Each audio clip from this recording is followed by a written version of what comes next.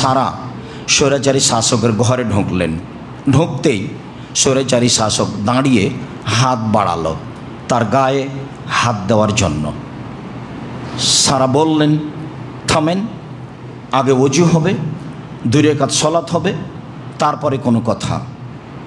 তিনি ওযু করলেন, 2 রাকাত সালাত আদায় করলেন, তারপরে আল্লাহকে বললেন, আল্লাহুম্মা, হে আল্লাহ, ইন কুনতু আমানতু বিকা ওয়া বিরাসূলিকা, আমি যদি তোমাকে আল্লাহ বলে মেনে নিয়ে থাকি আর তোমার নবী ইব্রাহিমকে বলি না আমি স্বামী, আমি বলছি তিনি নবী, আমি যদি তাকে নবী বলে মেনে নিয়ে থাকি আর আমার জীবনে যদি আমার লজ্জাস্থান আমার স্বামী ছাড়া কাউকে ব্যবহার করতে না দিয়ে থাকি, এই কথা 3টে যদি সত্য হয়, ফালা তুসাল্লিত আলাইয়াল কাফেরা, তাহলে নির্জনে এই স্বৈরাচারী শাসক যেন আমার গায়ে হাত লাগাতে না পারে।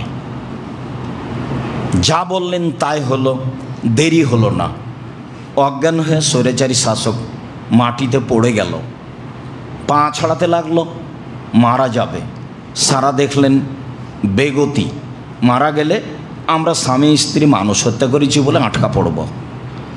তখন তিনি বললেন, আল্লাহ, একে বিপদ থেকে বাঁচাও, আমাদেরকেও বাঁচাও।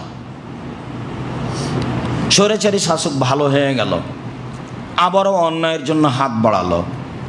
সারা আবারও বললেন পূর্বের কথা, ঘটনা তাই হলো। বারবার যখন 3বার হয়ে গেল, তখন স্বৈরাচারী শাসক বলল, এই কে আছো? তোমরা তো একে আমার কাছে পাঠিয়েছে, তো মানুষ নয়, এ তো শয়তান, তোমরা একে নিয়ে যাও। আর ইব্রাহিমকে, হাজেরা নামে মেয়েটিকে দাসী হিসেবে, কাজের মানুষ হিসেবে উপঢৌকন দান করে দাও, উপঢৌকন দিয়ে দাও। বলল খারাপ, ফলাফল ভালো।